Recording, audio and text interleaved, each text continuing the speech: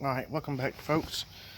I want to show you something here. I showed you in one of my very first videos about how I raise mealworms, which is what I got in there. Well, we had an infestation of gnats. A lot of people have this year. Well, I had to move them outside because the gnats got in there and were breeding inside the mealworms. But when I put it outside, I had something cool happen. I've been feeding grass to them, and check this out. You know what that is? It's a black soldier fly. So people try to catch these, buy these and everything, and they're neat because they don't really move. They're very laxed, very friendly little critters here. If I can get them to get up here. My kids actually love to play with them. But as you can see all I had to do was I just put grass in here. And you can see all the larvae down there. Actually, that's the pupa. I don't see the larva. Oh, wait. I'm moving. But anyway, yeah, actually had a whole bunch in here, but the kids been in here playing around. Of course, some have died in here. But crazy. Wasn't even trying to catch them. They just happened to get in there. Had to sort them out of my mealworms. But anyway, let's take a look at the mealworms. Oh, there's my dog Bella. Belly boo. You pretty girl. Old girl. Say hi. Say hi. Alright, so, yeah. Yes. The wife's little kitty cat.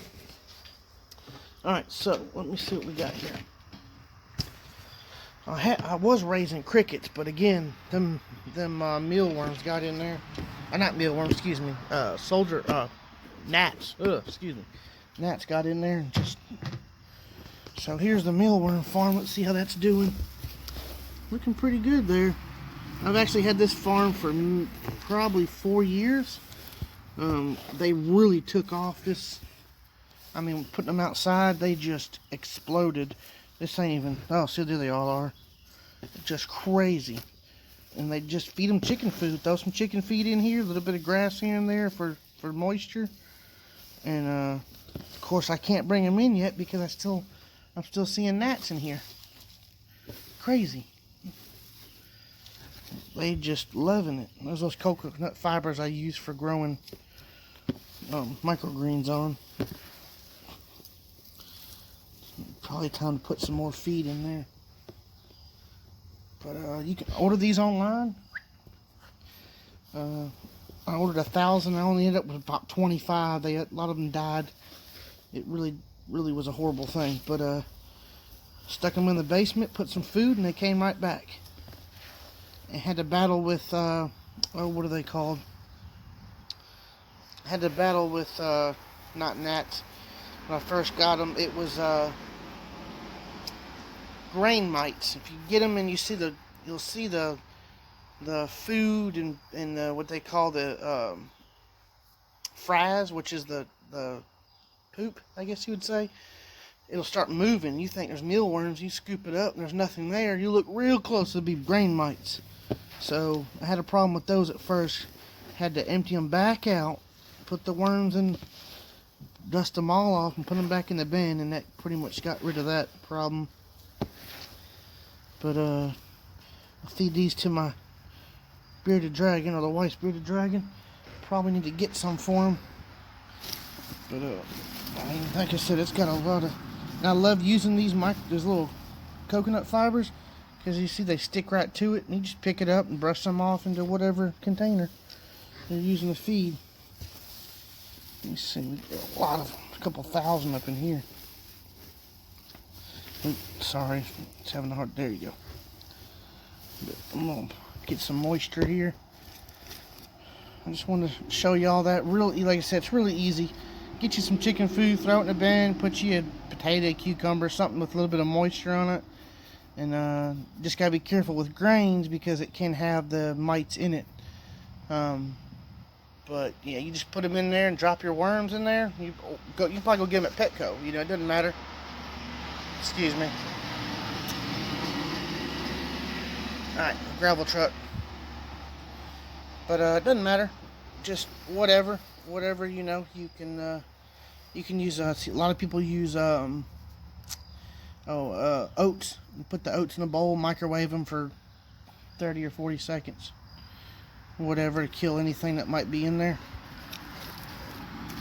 All right, let me get back to it. I'm gonna show you some of the seeds that I use. I'll be right back.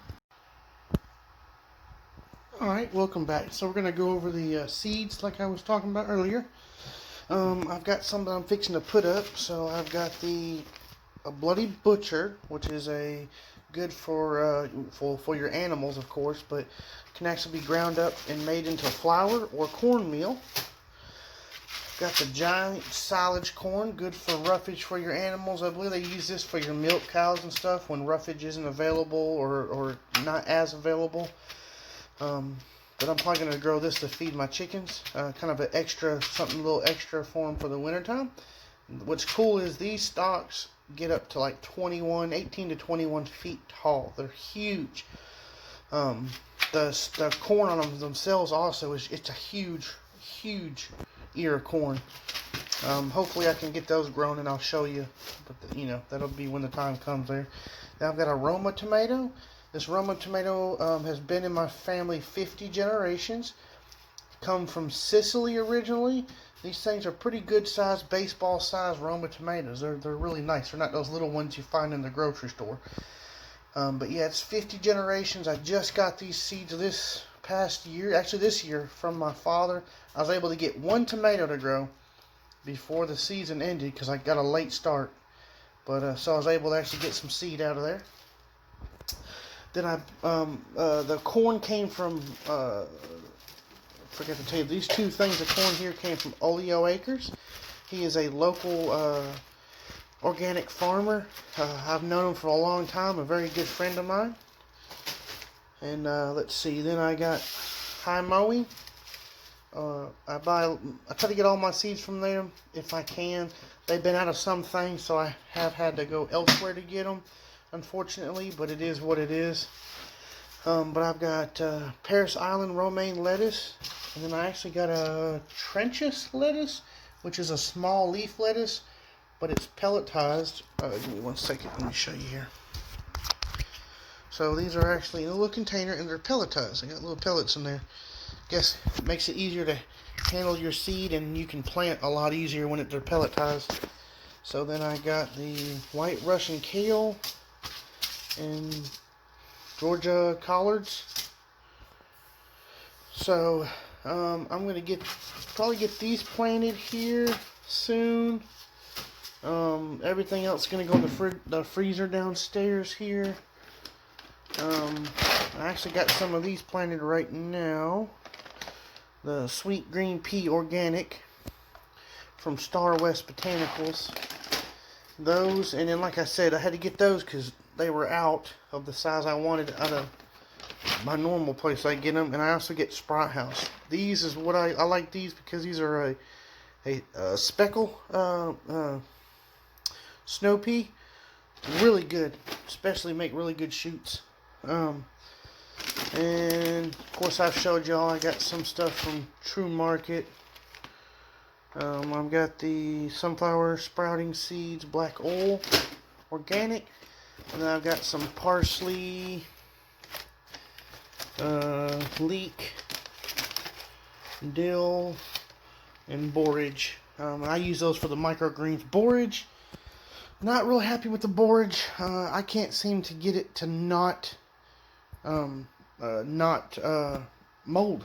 And when I spray it, because you spray it down, what you'll do is you'll spray it down with the good old hydrogen peroxide here, and it starts bubbling right out of the package. So that's not good. That's a sign that the seed it's got something on it. So I've even tried cleaning them. Now I was able to use take this bottle here, just a regular old spray bottle. You can get it, and I was able to take it and do a clover mixture and spray it and even the sunflower seeds. I haven't tried these ones. These sunflower seeds I have not tried yet. The actual ones I was using, I believe, were from High Mowing. I don't know why I want to say High Mowing seeds. organic seeds. So again, same thing. A lot of problems with those, but they seem to have a little bit of a problem with mold growing them hydroponically, because you have the shell you have to deal with. So you got the shell to deal with, and once it opens up, it wants the mold. So best thing to do is to remove the hull, but it's a pain in the butt. We'll say that. But anyway, so that's it for now, and hopefully tomorrow I can do a little more. See if we can get out there and introduce y'all to Olaf a little bit more. Thank you for watching.